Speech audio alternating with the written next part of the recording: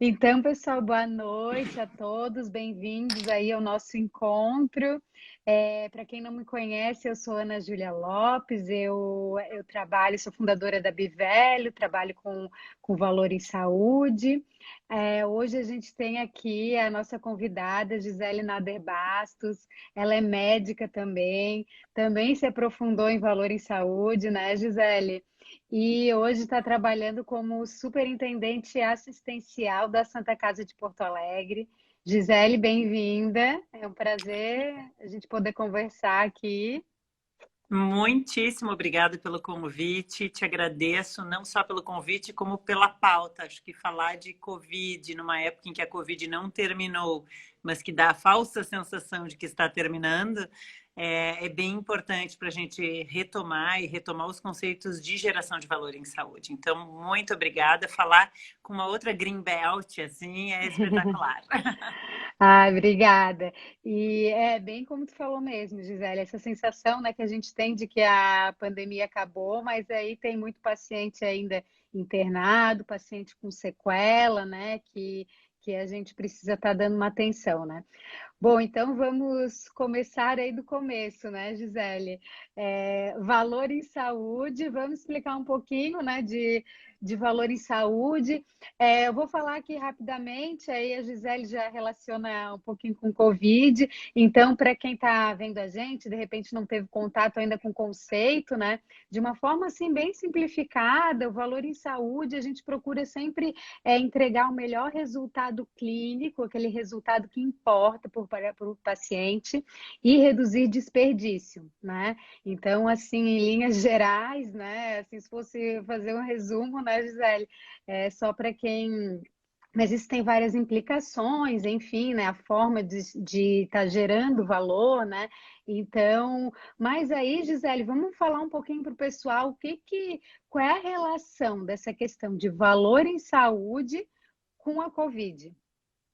Perfeito. Então, assim, acho que só retomando rapidamente isso que a Ana Júlia está colocando, essa fórmula de valor, ela é uma fórmula que já é bastante difundida, né, Ana, fora daqui do Uhum, Brasil, e ela uhum, foi proposta pelo Michael Porter e pela Elizabeth Teisberg num livro aí publicado em 2006, onde eles isso. trazem que o valor é realmente isso, trazer uma melhor experiência para o paciente, os melhores desfechos dentro de uma jornada que tem um custo mais acessível. Estou vendo que a Ana Paula entrou aí, trabalha com Uhum, custos, né, com essa jornada e com a mensuração real de quanto custa um paciente, e não simplesmente a gente dividir o número de pacientes que teve internado dentro de um hospital pela Covid pelo número total. A gente tem que saber o quanto ele consumiu de recursos ao longo dessa jornada. E eu sempre gosto de acrescentar que acho que valor em saúde tem que estar associado à pertinência. De nada adianta a gente estar falando de excelentes desfechos, de uma mensuração de custos maravilhosas, uma jornada ok, se a gente não tem pertinência do procedimento. Então, um paciente que, por exemplo, não tem indicação de fazer uma cirurgia de coluna, mas ele recebe essa indicação, os desfechos dele são muito bons, os custos são considerados adequados na jornada dele na internação, mas ele teve uma internação que era desnecessária, né? Ele fez um procedimento e foi exposto a um risco desnecessário. Na epidemiologia e na saúde pública, a gente chama isso de prevenção quaternária, né? Prevenir o que não é sobreuso, digamos uhum, assim, né? São os uhum, excessos. E como é uhum. que a gente faz isso aí na Covid, né? A gente pode estar imaginando que, puxa, que difícil gerar valor, mas gerar valor a gente pode gerar para o paciente a todo momento. Então, acredito que várias tenham sido as experiências aí ao redor do mundo e a gente tem alguns cases de sucesso mostrando, por exemplo, a implementação da telemedicina como um projeto de geração de valor para atender os pacientes no seu domicílio. Os pacientes que têm uma dificuldade de acessar os postos de saúde nos Estados Unidos foram atendidos e isso está super bem descrito no case da Oak Street, né? Um case americano que mostra como a gente é capaz de implementar a telemedicina para gerar valor para o paciente e os melhores desfechos para ele na Covid. E aqui no Brasil também várias foram as ações que foram feitas, incluindo aí a mensuração de desfechos que importam para o paciente com a criação de standard sets, questionários padronizados, para a gente conhecer se o paciente na alta, qual é a expectativa que ele tem em relação à melhora de desfecho de qualidade de vida, de ansiedade, depressão, mobilidade, falta de ar, coisas que importam realmente na vida cotidiana. Em quanto tempo eu me recupero da Covid, né? Eu brinco que ela vai passar a ser uma doença crônica. A gente vai ter uma outra onda aí, né? E Sim.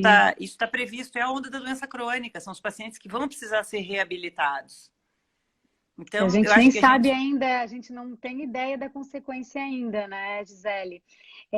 Uma coisa, Gisele, antes até de a gente mergulhar, porque hoje a gente vai mergulhar aí nos resultados clínicos do paciente com Covid, né?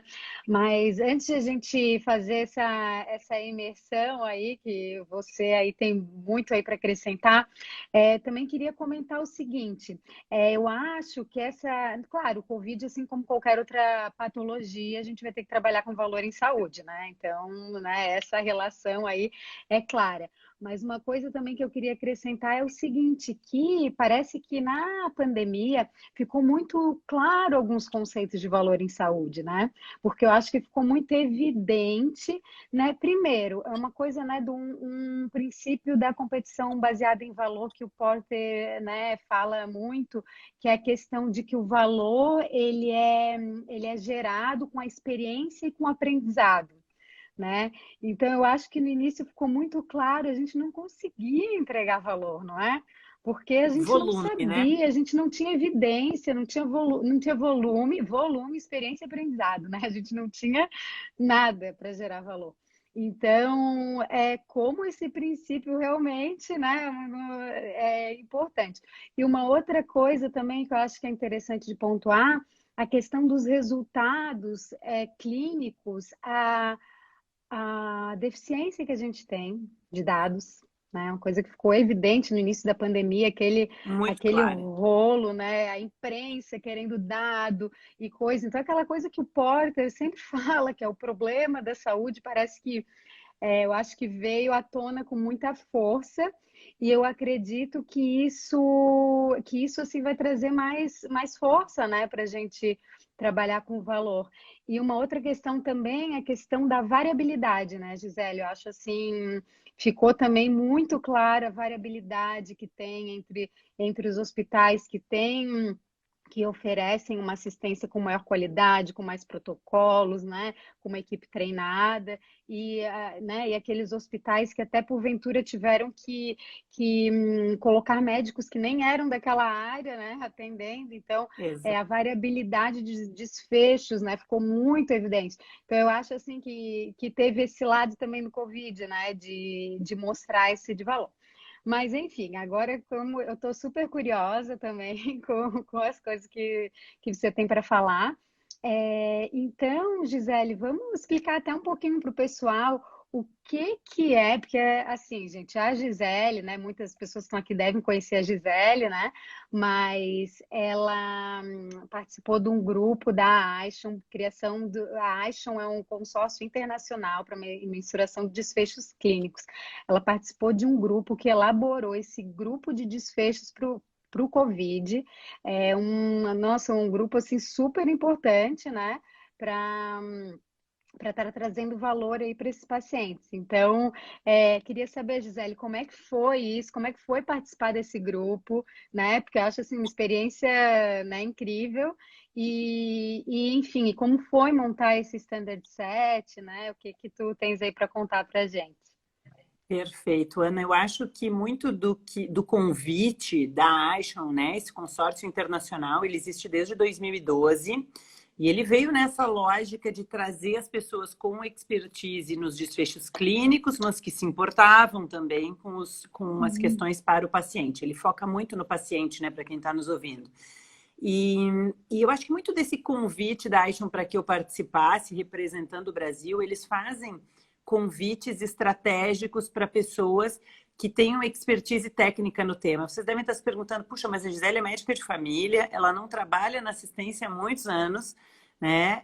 Como que ela tem que expertise técnica que é essa? É que, na verdade, é bem o que a Ana falou, né? No começo, nós não sabíamos quase nada, sabíamos muito pouco. Sempre eu digo que a medicina de hoje não é a medicina de amanhã. A verdade de hoje não é a verdade de amanhã. E isso aconteceu na pandemia, ficou extremamente claro, né? A gente começava, início lá, vamos usar agora a cloroquina. Não, não deu certo. Agora vamos usar, então, plasma convalescente. Não, não é isso, é um ensaio clínico. A gente foi se adaptando, né? E o que aconteceu para esse convite chegar até mim, eu acredito que tenha sido a questão do volume.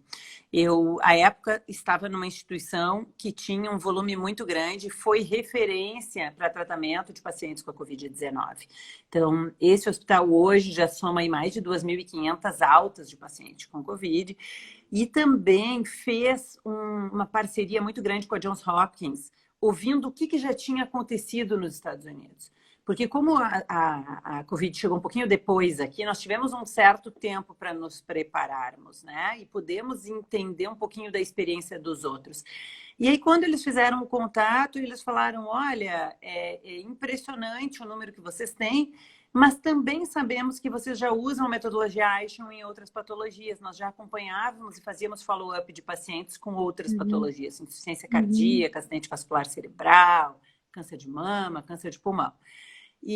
Desculpa, de próstata. E a gente já estava fazendo esses acompanhamentos e aí eles vieram com esse convite, então, e eu e a Mayara, que era do meu time, aí tivemos uma honra enorme de participar. Como é que a construção, né, Ana? É uma construção super interessante, porque nesse mundo digital de hoje, as coisas ficam muito facilitadas. Exceto por aquele convite da pessoa que mora do outro lado do mundo e que tem 12 horas de diferença para fuso horário. É verdade. Né? O resto funciona bem. Então, a gente fez tudo utilizando uma plataforma no Zoom, né? Eles mandaram os convites, uma declaração para que todos nós tivéssemos acesso, confidencialidade e tal. E foram 20 e poucos colegas, entre médicos, gestores, infectologistas, que participaram de todo mundo. A partir deles estabeleceram os momentos em que nós íamos nos encontrar para a construção do Standard Set. E esse Standard Set, ele sempre usa questionários já validados, então a gente não precisa ficar batendo cabeça em dizer, não, mas a melhor pergunta é essa. Não, a gente pega um questionário validado. Então, EQ5D, que é um questionário que a gente já sabe que vai avaliar a qualidade de vida. E aí a gente pegou um questionário já validado para ansiedade, depressão, escala de Lawton para avaliar mobilidade. E o que nós fazíamos nesses encontros era discutir para que o questionário não ficasse tão extenso. Uma patologia que a gente conhece pouco. Esse é um ponto que, né, é bem importante mesmo, né? Porque é o que mais atrapalha as instituições, às vezes, de estar implementando, às vezes, os standard sets da Aishan, essa questão, né, dos questionários longos, né? Questionários muito longos, questionários muito complexos. E aí, o que tem na Covid? A gente não sabe. Então, como é uma doença sistêmica, bom, vamos perguntar sobre aparelho neurológico, cardiologia, gastro, o que a gente vai perguntar? Então, foi se construindo e tentando delimitar esse foco. E aí se construiu esse instrumento e num segundo momento a gente começou a se questionar quais eram os melhores tempos de aplicação do questionário. Porque nós podemos aplicar e montar a timeline do questionário nesse grupo. Então o Working Group, caracterizado ali por aquele grupo, conseguiu definir, olha, vamos incluir somente adultos. Em alguns locais do mundo tem gente que incluiu pacientes da atenção primária. Nós aqui no Brasil, nós não conseguimos, não tivemos braços para operacionalizar. Então, o nosso Standard Set ele é aplicado para pacientes egressos do hospital. Esse é o critério de inclusão. Adultos que tiveram internados com PCR confirmado. E definimos essa timeline. Então, o paciente na alta, ele responde. Depois ele responde 15 dias, ele responde 1 mês, 3 meses, 6 meses. E à medida em que a gente vai conhecendo mais sobre a Covid, essa timeline de acompanhamento dos pacientes, ela vai sendo adaptada. E pode ser que a gente veja aí uma grande coorte de follow-up seguindo pacientes por 1 ano, 5 anos, 10 anos. Né? Então, isso vai acontecer a partir de agora. E um outro ponto bem bacana na construção desse questionário é que também são envolvidos pacientes. Então, os pacientes são ouvidos e eles trazem a visão deles do que realmente importa ser perguntado quando ele tem alta. Isso foi super bacana para mim, como experiência, a participação nesse Working Group. Tá? Então, foi fantástico. Foram 8 encontros, onde a gente sempre recebia, através da metodologia Delphi antes, o questionário e a gente tinha que fazer as nossas escolhas já para não sermos influenciados pela votação do grupo. Uma pessoa conduzia isso, uma pessoa fantástica que trabalha dentro da Aishon, e ela apresentava, abria a discussão e a reunião dizendo, então o grupo votou da seguinte forma, e aí a gente podia fazer as nossas considerações, cada um na sua realidade. Lembrando aqui que nós tínhamos pessoas que não tinham tomografia para fazer. E nós tínhamos hospitais, como o hospital onde eu trabalho, que tinha disponibilidade de exames. E tínhamos realidades completamente distintas, inclusive de tratamentos, né? Os Estados Unidos já usando drogas super novas, coisas que eles estavam testando em ensaio clínico randomizado, e a gente não podia ainda. Então as realidades eram distintas e a composição desse questionário precisou ser a mesma, que é uma coisa que a gente bate bastante no valor, né? É ter dados que sejam comparáveis. Porque não adianta eu aplicar um questionário e você aplicar outro aí, né? Floripa aplicou outro. Bom, e aí eu não vou ter nada comparável. Sim, claro. E interessante também essa dificuldade a mais. Primeiro que vocês tiveram que se organizar rapidamente, né, Gisele, tava, né, a onda, e eu sei, assim, porque eu acompanhei, o pessoal tava querendo, nossa, não vai ter um standard set do Covid, né? Tá, né? A gente queremos gerar valor com o Covid, então tava meio que essa pressão, né? E assim, e também essa dificuldade por conta né, de às vezes não ter alguma evidência, alguma coisa para estar medindo, quem sabe algum desfecho era importante, vocês não estavam olhando ainda, né? Porque estava tudo muito novo, né? Então, A até Aishon, te ela tem... perguntar isso, vocês chegaram a acrescentar daí posteriormente algum desfecho depois desse grupo ou não? Ainda não, ainda não. A Aishon, ela tem hoje 39 doenças, né? Condições clínicas, digamos assim, porque nem todas são doenças, que eles já montaram o Standard Set. E a Covid realmente foi mais rápido. Eram 2 reuniões por semana, em 30 dias nós tivemos que fazer a largada, porque as pessoas estavam muito ansiosas para começar a medir. E nós começamos, inclusive, a medir antes, nós temos resultados de antes, e nós adaptamos o nosso questionário para o questionário da Aishon, no hospital onde eu estava fazendo a coordenação, em função disso. Porque depois nós queríamos manter a comparabilidade do dado, então precisamos fazer esse ajuste.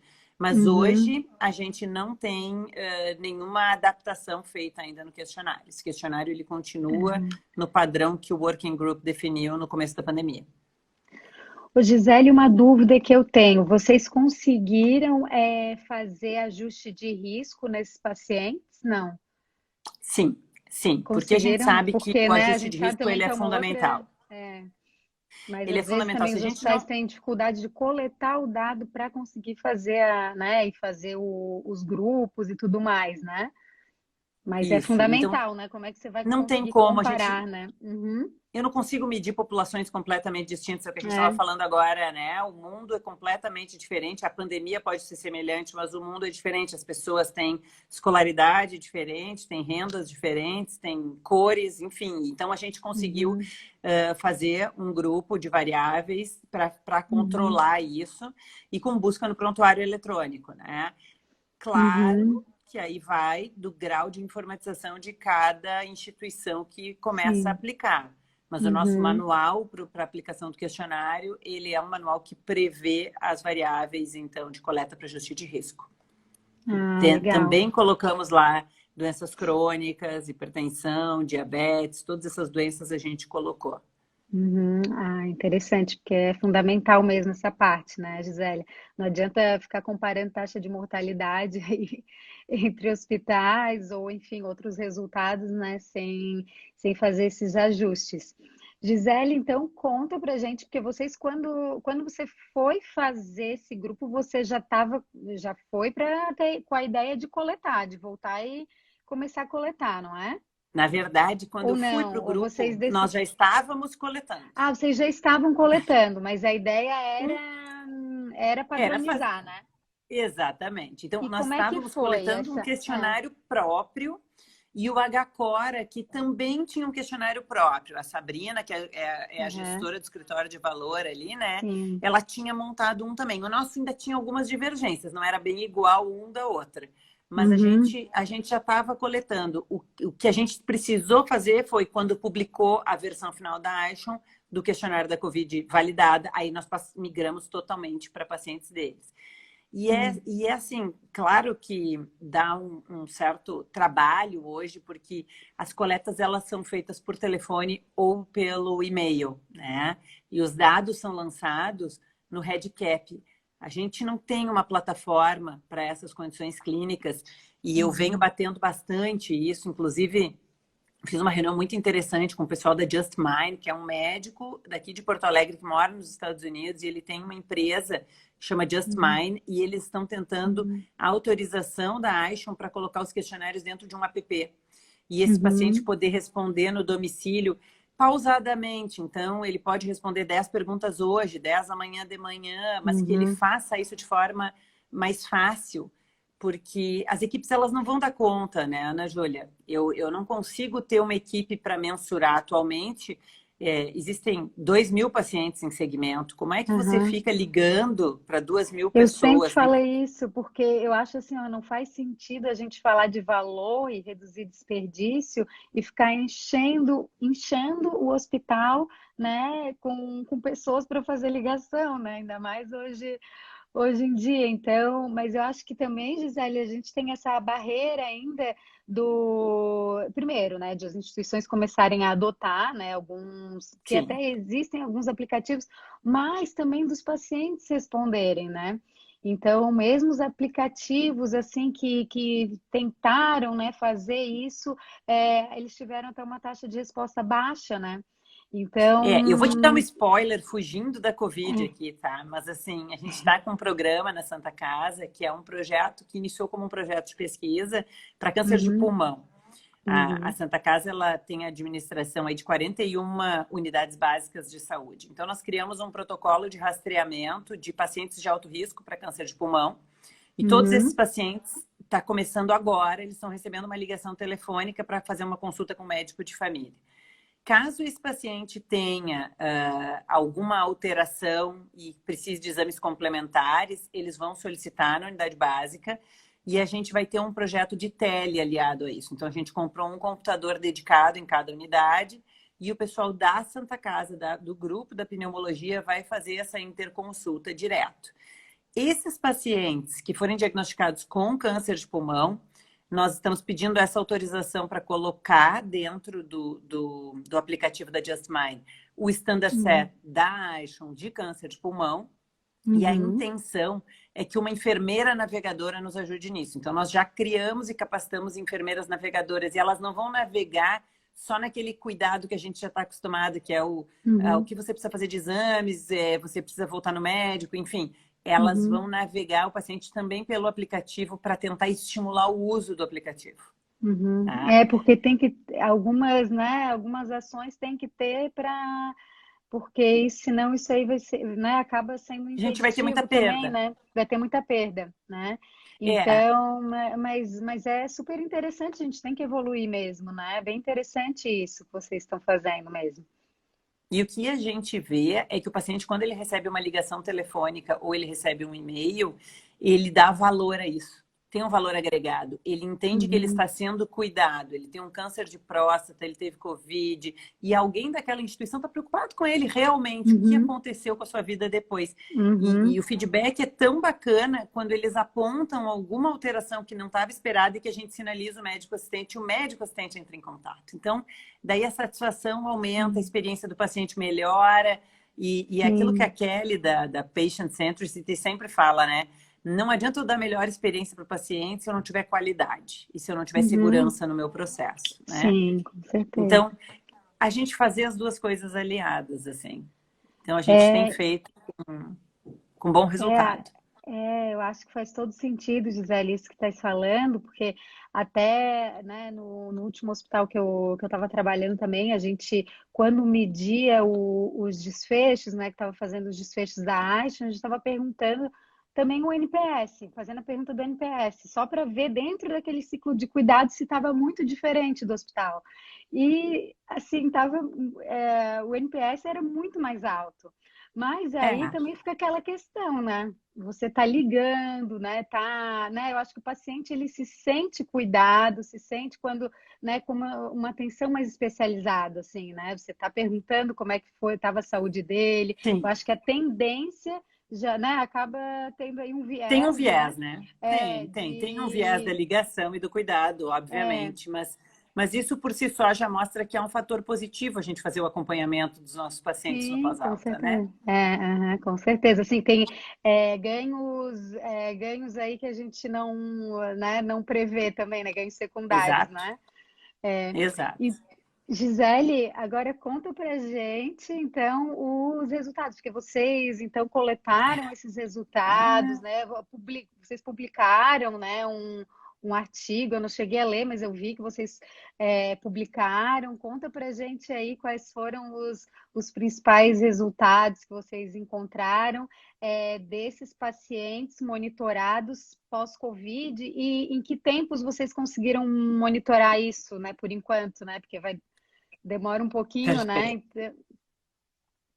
Esses pacientes, então, desde o primeiro paciente que teve a sua internação e agora já estão em 2.500 altas, como eu te comentei, todos eles foram incluídos. Internados, adultos com um PCR positivo foram convidados a participar. Taxa de adesão super alta, né? Pouquíssimos não. Alguns, infelizmente, foram ao óbito e isso acaba, né, fazendo com que a Uhum. gente também tenha esse desfecho reportado.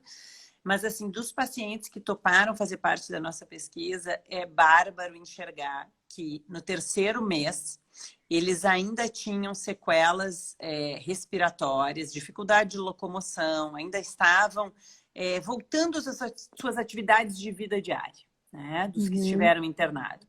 E tinham claramente, e controlado para o baseline da internação, piora de ansiedade e depressão. E quando isso foi passando e o tempo foi passando, as escalas de Lawton e as escalas de mobilidade, essas todas que foram avaliadas, foram melhorando. Os pacientes retomaram as suas atividades. Porém, Uhum. infelizmente, ansiedade e depressão, não.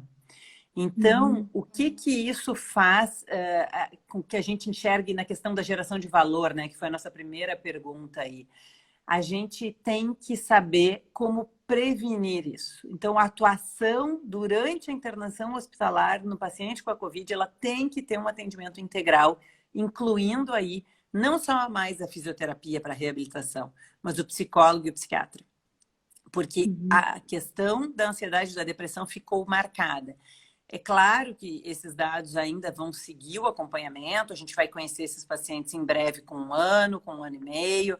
Tem que ter Uhum. tamanho de amostra suficiente, né? A gente ainda não Uhum. tem o tamanho de amostra suficiente para as análises de mais de 1 ano, mas eu acho que o que grita nesse artigo e nessa análise é ansiedade e depressão permaneceram. E o fato é que mesmo os pacientes que não internaram e que vão ao consultório, a gente vê muito relato desses pacientes numa síndrome de depressão no pós-Covid imediato, né? Boa parte acaba se Uhum. recuperando mais rápido, mas muitos pacientes relatando que ficam ansiosos, que ficam deprimidos, que perdem a vontade de sair de casa. E Uhum. acho que as pessoas que tiveram, mesmo as que tiveram sintomas leves, e aí eu acho, porque não é uma pesquisa, eu sou epidemiologista, não poderia estar falando isso, eu Uhum. acho, mas eu Uhum. acho mesmo, que as pessoas repensaram suas vidas. Eu acho que houve um olhar novo, um olhar para a questão dos filhos, um olhar para a questão da família, das importâncias, dos tempos, da dedicação, porque todo mundo conhece alguém que perdeu a vida nessa história, né? Uhum. Seja mais velho, Sim. seja mais novo, mas ninguém passou ileso nessa Uhum. pandemia. Então, Uhum. acho que houve Sim. um repensar da maior parte da população brasileira aí. É. E aí, Gisele, vocês compararam com uma linha de base, é isso? Dos pacientes, Exatamente. e é interessante porque a gente, né, fica pensando o quanto é o contexto pandemia, né, afetando, né, o quanto é o Covid. E uma coisa também que quando a gente estava monitorando os desfechos de AVC, também percebi essa alteração. Então, assim, eu não sei até que ponto, né, algumas doenças mais graves, né, de certa forma, a gente deveria dar um apoio mesmo, né, psicológico, psiquiátrico. Assim, eu acho assim que no Covid, claro que o impacto deve ter sido muito maior, né? Por conta, né, enfim, do Sim. contexto, né? Eu acho que sem dúvida, mas talvez para a gente repensar, porque a gente tem essa falha, né, intra-hospitalar aí desse cuidado com o paciente, né, desse cuidado mental, né? É. E até E Ana, sabe o dificuldade, que eu às vezes, com penso? convênios, tudo mais. E sabe que eu penso assim, a gente vê o NHS, né, tão organizado em educação do paciente e educação das famílias, e eu acho que a gente ainda não consegue fazer isso. Os nossos pacientes e as famílias, elas não são envolvidas no cuidado, elas recebem orientações. E uma coisa é você orientar na alta, outra coisa é você envolver aquela família na tomada de decisão do que é melhor para aquela família naquela alta. Então, Uhum. isso eu falei bastante com as equipes durante a Covid, né? Como preparar para receber essa pessoa em casa? Muitos pacientes voltaram reaprendendo a comer, reaprendendo a andar, né? Pessoas que Uhum. ficaram em ventilação mecânica por muito tempo, que ficaram dentro de Uhum. UTIs por muitos meses, que tiveram todas aquelas coisas das UTIs, né? A gente dorme com aquele barulho de bomba de infusão, aquele a noite já não é noite, o dia já não é dia, há uma inversão do ciclo circadiano. Então, por que que o envolvimento das famílias não acontece desde o início? E na pandemia tinha um detalhe que piorava tudo isso, né? Não pode entrar o acompanhante e ficar tudo que nós pregamos e publicamos mostrando evidência de que o familiar ficar 24 horas dentro da UTI é benéfico e positivo. Na Uhum. pandemia, nós não só tiramos os familiares de dentro do hospital, como diminuímos a relação médico-paciente e a relação médico-família, porque era Uhum. através de um áudio de WhatsApp. Eu recebi vários áudios de pessoas conhecidas encaminhando o áudio dos médicos, né? Uhum. Dizendo, me ajuda, o que que ele quis dizer com isso, porque as comunicações Uhum. viraram WhatsApp. Então, acho que Uhum. deu para repensar muita coisa do processo médico assistencial durante a Covid-19, assim, e ainda está aí e ainda tem coisa para continuar sendo melhorada, né? Uhum.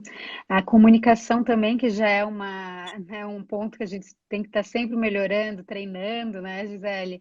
Então, né, nesse mundo Covid, de não ter contato ainda, né, fica ainda mais complicado.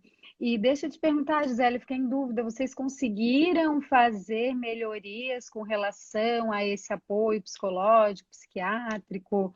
É, como é que foi assim a tentativa, a experiência? Muito pouco, e agora eu não estou mais na instituição, então eu não consigo, Uhum. até acredito que não tenha mudado muita coisa, porque faz muito pouco tempo, faz cerca de um Uhum. mês, mas assim, muito pouco se mudou para os pacientes internados, tá? O que Uhum. mais mudou foi para o paciente com o diagnóstico, e o que mais se mudou foram para os colaboradores que tinham um PCR positivo, então dá esse apoio psicológico, tá? Isso sim, Uhum. isso foi, houve uma mudança de rotinas. A fisioterapia já estava incluída no tratamento desde o início, né? E a gente vê que os desfechos deles estavam melhores, talvez até por isso, por já estarem incluídos. E aqui tem um outro profissional que eu acho que a gente acabou não comentando, mas que é assistente social, né? E é claro que essa minha experiência é num hospital privado, mas hoje eu vivo uma realidade de um hospital que tem 1.300 leitos, que tem público-privado, e dentro do público a gente tem 75% aí de SUS, 73% foi esse mês SUS. Então, quando eu olho para esse hospital, eu penso que a assistente social ela tem que estar nesse contexto. Porque a pandemia afetou e ela virou, como tem se dito aí, não é uma pandemia, é uma sindemia, né? Ela afetou a questão financeira. As pessoas perderam emprego, as pessoas perderam plano de saúde, as pessoas perderam pessoas das suas famílias. Então, nesse Uhum. sentido, acho que a assistente social faz parte do contexto, principalmente nas instituições públicas, para que a gente melhore as experiências. Uhum. É bem interessante mesmo, é o papel da assistente social, né, Gisele, bem pontuado. Deixa eu ver aqui a Laura que estava perguntando, vocês acreditam que a pandemia vai de fato impactar na remuneração das áreas terapêuticas, todas que não intervêm por meio de medicamentos, suporte de vida e cirurgia? Acho que ela está perguntando o que a gente está falando, né, justamente disso, assim. Então, o que que tu acha, Gisele? Eu acho com ou sem pandemia, o modelo de remuneração vai mudar.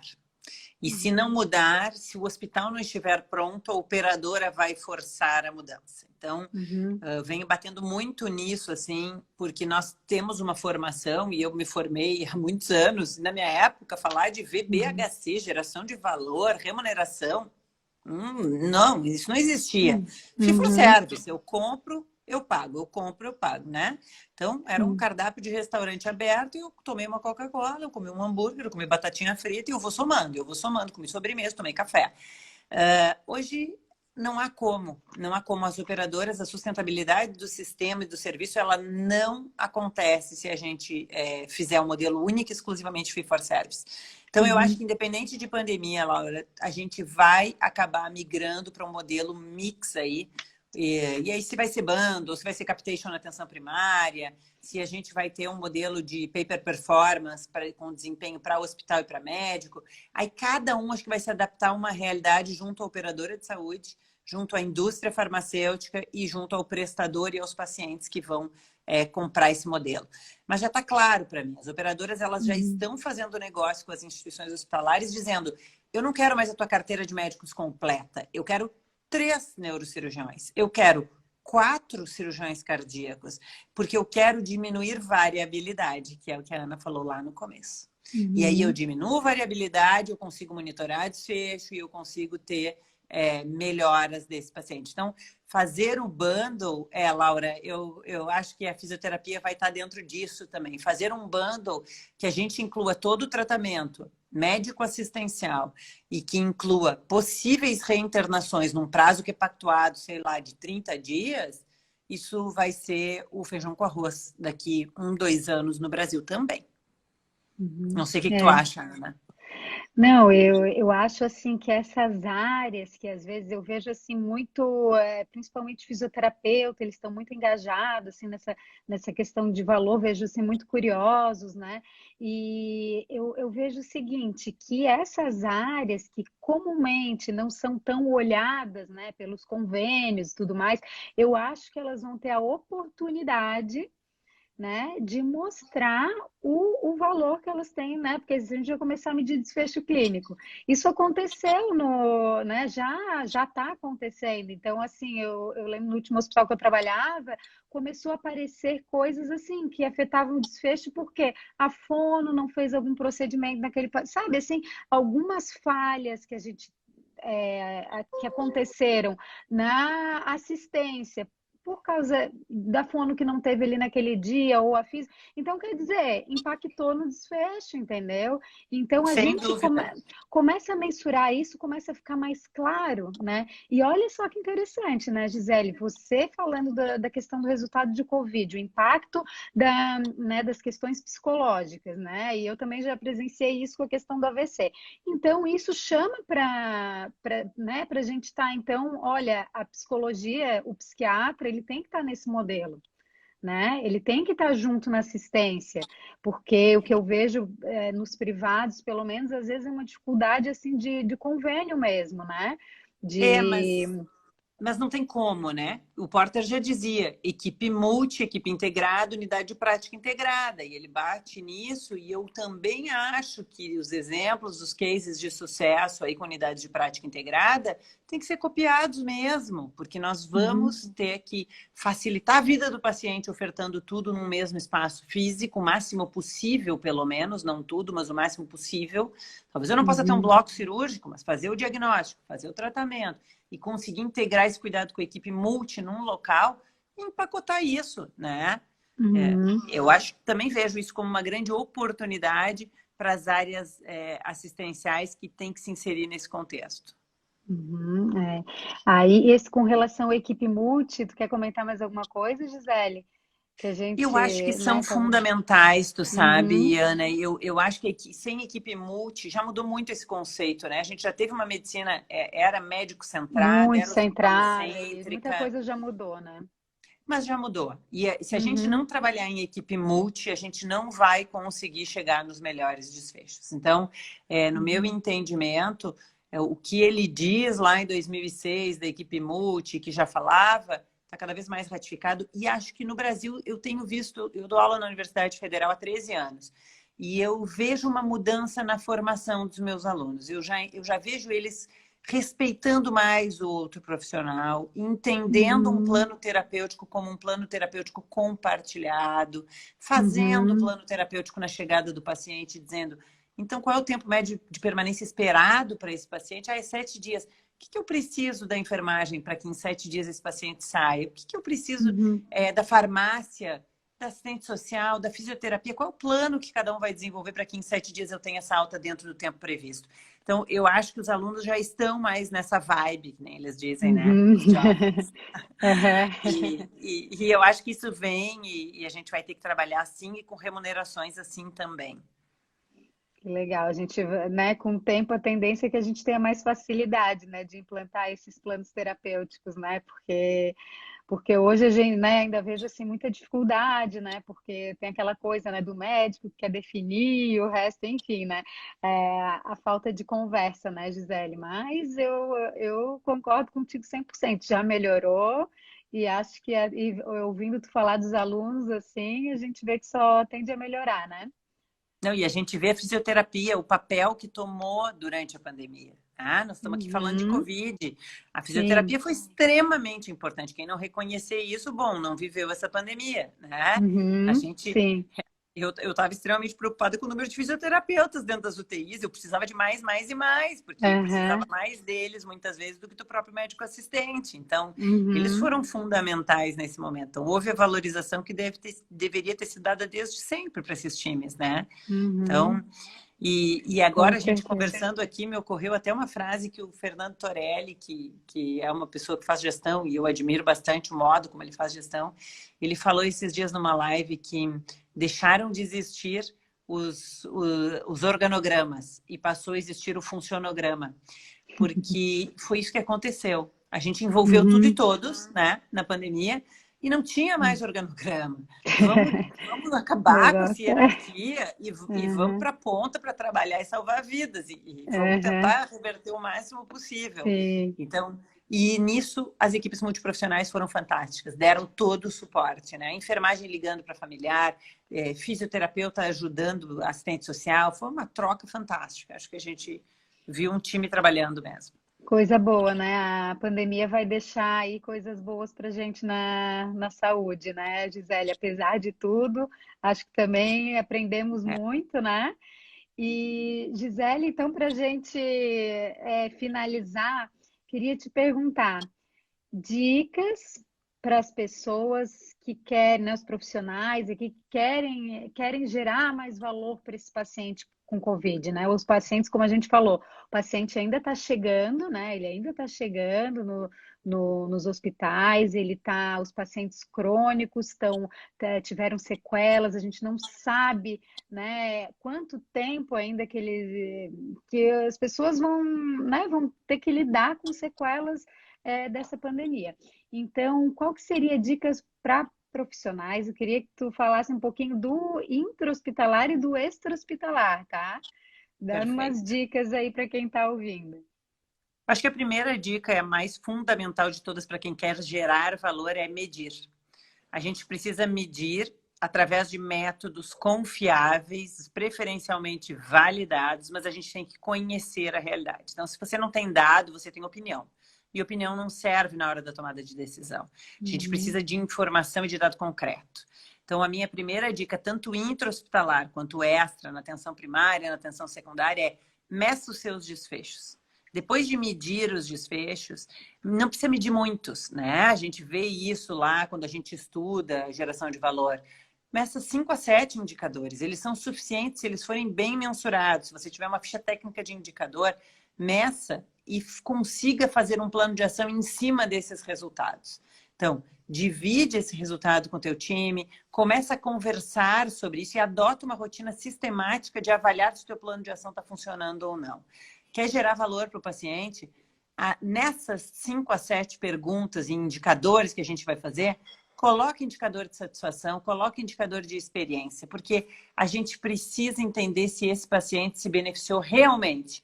porque é o típico exemplo do câncer de próstata, onde o médico está preocupado com o desfecho clínico e o paciente está preocupado se ele vai ter incontinência urinária ou disfunção sexual. Então, para que a gente possa ter um alinhamento, a minha recomendação é: meça, tem que começar a medir. Ah, mas eu vou começar a medir no papelzinho. Bom, todo mundo começou no papelzinho aqui, né? Depois a gente foi para o Excel, depois do Excel a gente foi para o RedCap, e quem sabe É. agora a gente vai para os aplicativos. Então, medir eu acho que é fundamental. Gisele, é isso mesmo, é isso que eu falo, não tem desculpa, né? A gente tem desde o papel e do Excel até a inteligência artificial aí, cada um faz do jeito que pode, né? Medir, analisar os dados, né? Eu acho assim que não tem desculpa, o negócio é começar, né? É isso Começar aí, a tem que mensurar. medir. é, Então, Gisele, é isso, ó, fica essa dica aí da medida, né? O exemplo aí da Gisele aí, da equipe dela, que sirva de exemplo aí para todo mundo começar a medir não só o Covid, né? Mas também outras patologias, né? Enfim, que a gente consiga disseminar mais, né, Gisele, essa questão do valor em saúde, né? Que a gente possa mensurar os desfechos e que o paciente um dia possa, no Brasil, escolher para onde ele vai. Eu gostaria Que é o muito, se eu tivesse... grande, É a grande sacada e a cereja do é bolo. Eu o gostaria grande. muito de olhar isso num site e dizer: hoje eu tive dor precordial, eu olho rapidamente, agora eu preciso de uma cirurgia, para onde é que eu vou, onde é que infecta menos. Infelizmente, no Brasil isso ainda não existe, nos Estados Unidos já Uhum. tem essa realidade. Quem sabe a gente comece a difundir a ideia da mensuração para depois publicar isso e publicizar. Isso, ótimo, Gisele. Não, esse é o nosso grande finale, né? O grande finale, né? O paciente poder escolher, poder, né, ter essa autonomia, né, de saber para onde vai, onde tem os melhores desfechos, que hoje ainda a gente não tem. Muito bom. Bom, Gisele, obrigada. Foi ótima a live, muito. Você agregou muito aqui, tenho certeza aqui né, que o pessoal que está assistindo aí deve ter gostado bastante das tuas colocações. E te agradecer por estar aqui com a Eu gente. que agradeço, e agradeço a todo mundo que teve paciência de nos assistir depois de um dia de trabalho, algo tão importante, né? Vamos gerar valor, é isso aí. É verdade. Obrigada, pessoal, por terem vindo. Um abraço para todos.